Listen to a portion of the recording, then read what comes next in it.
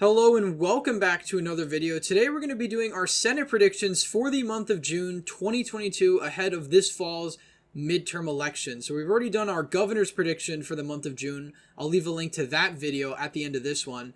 But we're going to dive into the Senate races now, and we'll be doing videos like these about once a month, so stay tuned for those. If you're new to the channel, please consider subscribing down below, hitting the bell notification, and liking this video down below if you enjoy. Anyway, let's get straight into it. So the first state we're going to start off with is the state of Washington. We're going to go from Washington and make our way east across the country. This state might come as a surprise since Washington is normally a safe Democratic state.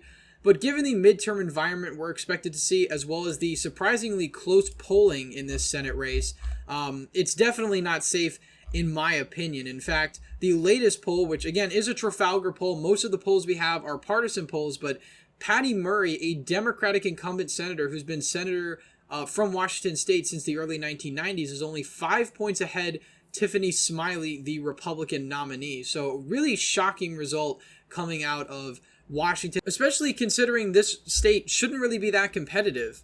And, if we go back to 2016, Patty Murray won her last election by nearly 20 percentage points. She won it by 18 points.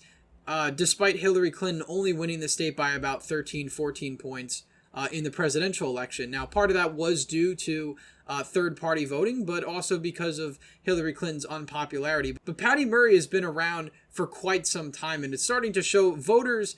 There was even a poll done a few months ago saying a majority of Washington voters did not want her to seek re-election. I think it would be her 5th or 6th term in the Senate. I'm not exactly sure, but she's been around for a very long time. So it would be her 6th term if she were to win. Now, obviously, she's expected to win. She's favored to win. This is a Democratic state, but Washington can get fairly close. If we go back to 2010, for instance, the last time we saw sort of a red wave in which Patty Murray was running in, she only beat her Republican opponent by about 5 percentage points, less than 5 percentage points, just 52% of the vote.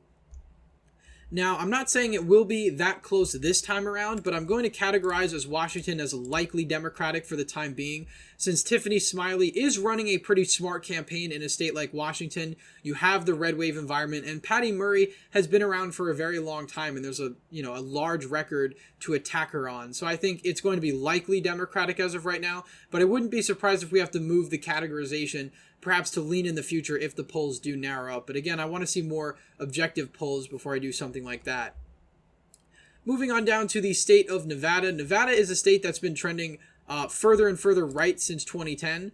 Obviously, the last time the incumbent Democrat was up for election, obviously she wasn't an incumbent at the time, Catherine Cortez Masto versed Joe Heck, and she beat him with just 47% of the vote. So again, also getting a plurality of the vote like Hillary Clinton. Joe Heck only getting 44.7. So he actually underperformed Trump a bit, although he did win Washoe County by about 1 point. Obviously, it certainly helped Cortez Masto that Hillary Clinton won the state of Nevada on the presidential level. But this time around, she's going to be running in a much less favorable environment. 2016 was still a D+2 environment. Democrats won the popular vote in the presidential election by about 2 points. Now we're looking at potentially an R+2, R+4 environment. The generic ballot polls, again, post the Roe v. Wade decision, which a lot of people said would shift the generic ballot, really hasn't done so. The Republicans are still up by 2.1%. Really hasn't changed. I mean, before Roe, you go back to, June 23rd, it was 2.3. So a negligible dip in the generic ballot. I don't expect there to be a dip where Republicans go below the Democrats, and if that does happen, I would expect it to only be briefly. So I really think we're looking at a year where Republicans are obviously heavily favored to win in the midterm environment. If we take a look at the polling out of Nevada, it's really a mixed bag because the polling is sort of all over the place. There's a couple of polls that I think are really terrible. Obviously the latest poll out of Nevada, there's one where Cortez Masto is up by over 20 percentage points. This is a garbage poll. This would never happen.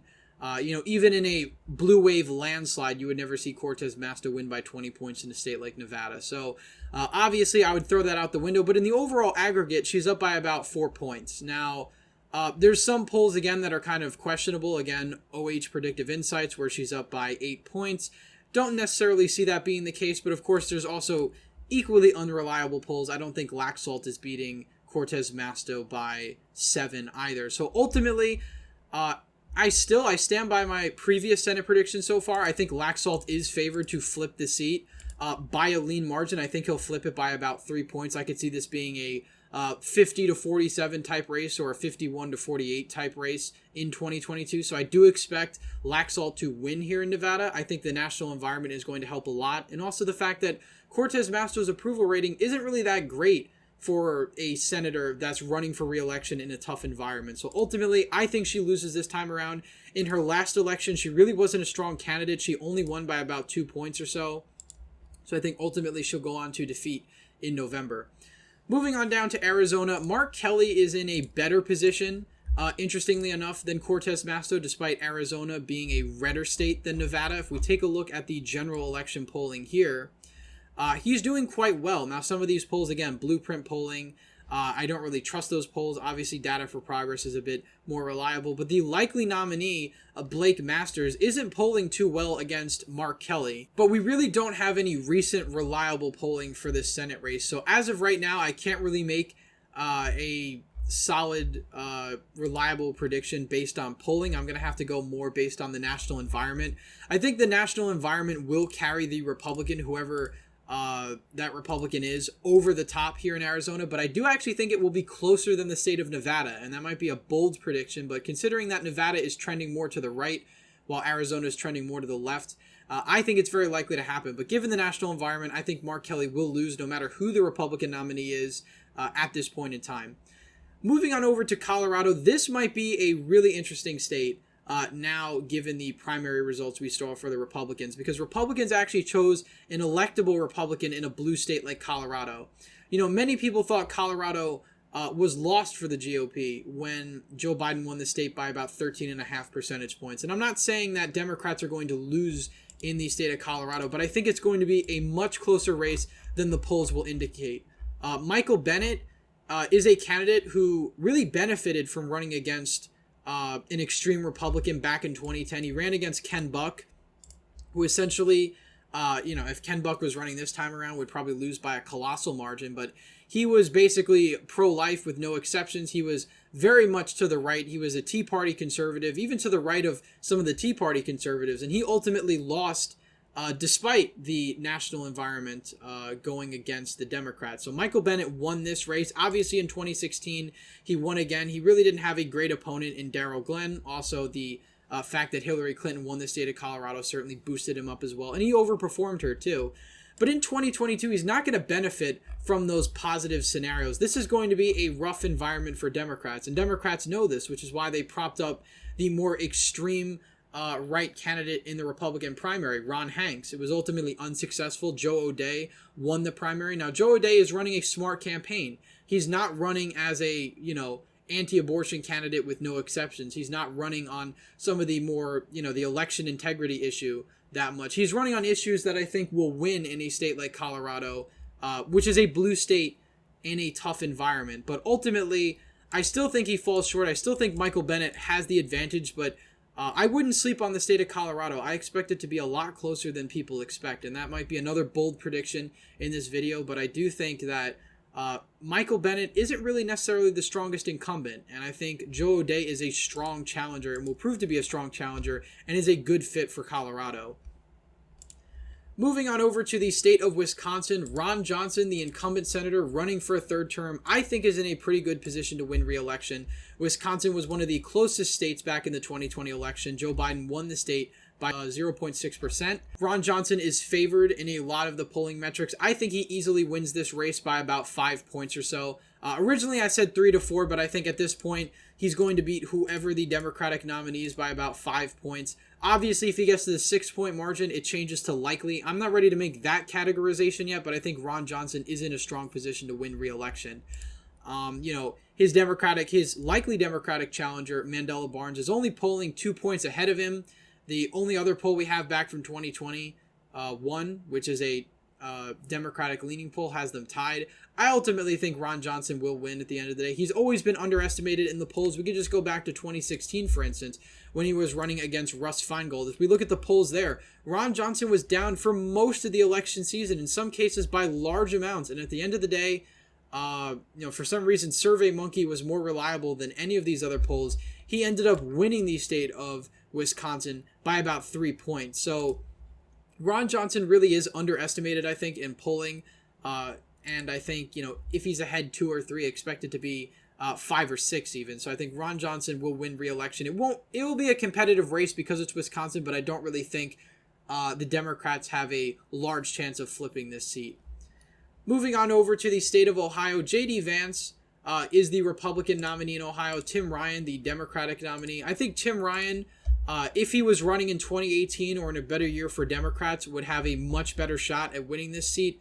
But I think given the fact that Ohio is a state that has trended to the right in the last 8 years or so, really 12 years, but it has become essentially going from the quintessential swing state all the way over to a state that's likely, or in some cases, in certain races, even safe Republican. So if we take a look at the polling right now for this race, Tim Ryan actually is ahead in most of the polls. Now, I think that's quite an anomaly, and I think that'll change over time. While I think Tim Ryan is a good candidate, I think J.D. Vance is also a decent Republican candidate, very good to rile up the base here in Ohio.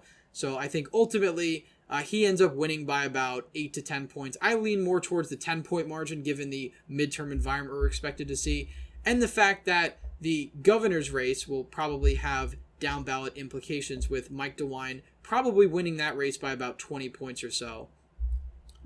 Moving on up to the state of New Hampshire, this is going to be a race that will be quite contested, although it might fall off the radar of some people because a lot of people think that, New Hampshire is a state that's trending more Democratic. It's not really a state to watch, but the likely Republican nominee at this point. Now, if we take a look, I think Don Bolduc is still favored to be the Republican nominee. I don't know if we have any polls. We have only one poll back from April, and he's at 33%. But in the latest poll in New Hampshire from University of New Hampshire, he's only down by 1 point. Maggie Hassan is only up 4 points in New Hampshire.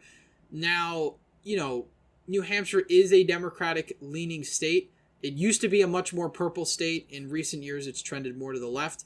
But this is going to be a tough year for the Democrats. Republicans are going to be favored in a lot of these competitive races. This is a tough race to categorize, but given the fact that Maggie Hassan only won her last election by 1,000 votes, and the fact that she's not nearly as popular as her colleague in the Senate, Jeanne Shaheen, I actually think New Hampshire is a narrow flip. And this is the first time I've had New Hampshire as flip Republican in a long time for Senate races. But I actually think Republicans will be able to pull off a flip, provided they nominate the right candidate and provided the midterm environment is in their favor, which is very likely to be in that case. So I think New Hampshire will be a narrow flip for the GOP this time around. Moving on down to the state of Pennsylvania, Dr. Oz versus John Fetterman is probably going to be one of the most expensive races of this midterm cycle. Obviously, as of right now, Fetterman does have a lead in the polls, which is pretty surprising, but when you take into account the fact that the Republicans had one of the most divisive primaries I've seen in a very long time, it's not too shocking. Dr. Oz is not polling very well. Currently, his ceiling right now is 44%. Fetterman is at 46, 48, and 50. I think really this is due not to the fact that the Republicans are doing bad in Pennsylvania. It's more so that Dr. Oz needs to get the base behind him. And I think eventually, when push comes to shove, he will, which is why I think he'll ultimately win this Senate race, despite him being down in the polling the way he is right now. I think eventually, come November, you're going to see the base coalesce around Fetterman, around Oz, rather. But I do think it's going to be a lot closer. And honestly, at this point, I think Oz is going to do worse in the Senate race than Mastriano in the governor's race, because he's going to have less support from the base than Mastriano. But ultimately, especially if Mastriano and Oz run as a tag team, I think he can bring him above Fetterman. But I still think Oz probably wins this by about a point and a half or so. And Fetterman will outperform in Pennsylvania, even though it's going to be a red wave year, because he does have that working class image, that appeal. He's seen as more authentic than Dr. Oz to the general electorate, but I do think the midterm environment will push Oz over the top. Moving on down to North Carolina, this is going to be a likely seat for the Republicans. Not much to talk about here in North Carolina. It's a state that's always been lean red, even in more challenging environments for the Republicans, and Ted Budd is a strong nominee to run. He was polling much better against the Democratic nominee Sherry Beasley than Pat McCrory, the former Republican governor. Interestingly enough, FiveThirtyEight, which tends to be more of a left-leaning site, actually has this as likely are, which goes to show you that even they are realizing that Ted Budd is in a strong position. Now, we did have one poll from Survey USA, which again is not really a reliable pollster, but they have Sherry Beasley at 44%, beating Ted Budd, but that is the only poll to do so. The rest of the polls have Ted Budd at a pretty comfortable lead ahead of Sherry Beasley in this state. And Democrats are actually overperforming in polling in states like North Carolina. Interestingly enough, Pat McCrory has not yet endorsed his Republican challenger in the primary, Ted Budd. He lost pretty fantastically for a former governor, but Pat McCrory is a more moderate Republican, but declining to endorse is pretty interesting, given the fact that especially in these competitive races, you often see the Republican Party get behind their nominee, and Pat McCrory isn't doing that, which is quite an anomaly in a state like this. But nonetheless, I expect Ted Budd to probably win by about 6 points. North Carolina is always a state that gets somewhat close. Even in 2014, Tom Tillis only beat Kay Hagan by about a 2-point margin. So it's not really a state that is as flexible during these red wave, blue wave years. But nonetheless, I still think Ted Budd wins by about 6 points. Moving on down to the state of Georgia, Raphael Warnock, the incumbent senator, he's polling ahead, but he's only polling ahead by about a point or two, which in a state like Georgia, which was the closest state back in 2020, a 0.2% margin in favor of Joe Biden.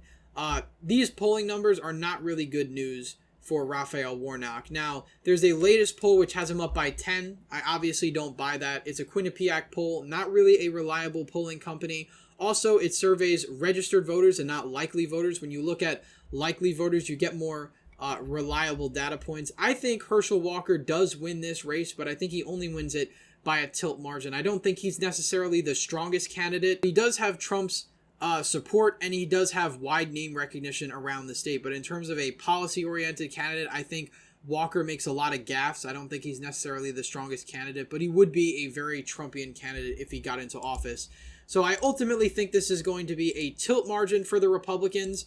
I expect Walker to win by maybe 1.8, something like that. Could be a bit more. Honestly, I think Brian Kemp will outrun Herschel Walker considerably, although honestly, I could see Herschel Walker also winning by 2 to 3 as well. So I'm going to leave it as tilt for now. You know what? Maybe we'll put it in the lean category now that I think about it. I think it's more likely than not that Herschel Walker wins by about 2 to 3. Kemp probably wins by about 4 to 5. So probably about 5 points for Kemp, a 3-point margin for Walker if I had to bet today. Finally, we go on down to the state of Florida. This is a state that has taken a hard right turn in recent years. It went red in 2018 despite it being a blue wave year, and a lot of other states to the right of Florida at the time going blue. I mean, Ohio went blue in 2018 in the Senate race. Yet Florida did not. Florida is a state where a lot of conservatives, especially from the Northeast and places like New York, have been moving down to. It's been turning the state redder. Trump has been doing a lot better, and Republicans as a whole have been doing a lot better with Cuban voters. Most people have this as a likely race. Honestly, Marco Rubio is the candidate. I'm going to put it in the safe category.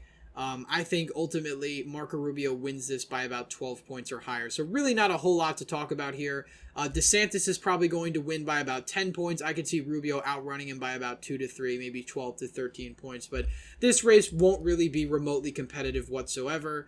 Even in the post-Roe environment, again, a lot of Democrats were saying that Roe v. Wade was going to have this huge impact on the midterms. It's not bearing out in the numbers. The generic ballot has barely moved. A lot of these state polls that have been conducted after the fact don't really show any big deviation from the trends that we were already seeing in the midterm election. So ultimately, this is my prediction for the month of June, a 54-seat advantage for the Republicans, Democrats at 46%. We'll see how this map changes as we go on through the election season. But anyway, guys, thank you all for watching this video. Please leave a thumbs up if you enjoyed. If you haven't already, please consider subscribing down below. I'd really appreciate it. It really helps out the channel, helps us in the algorithm, and helps us reach more viewers. Again, thank you all for watching, and I hope to see you in the next one.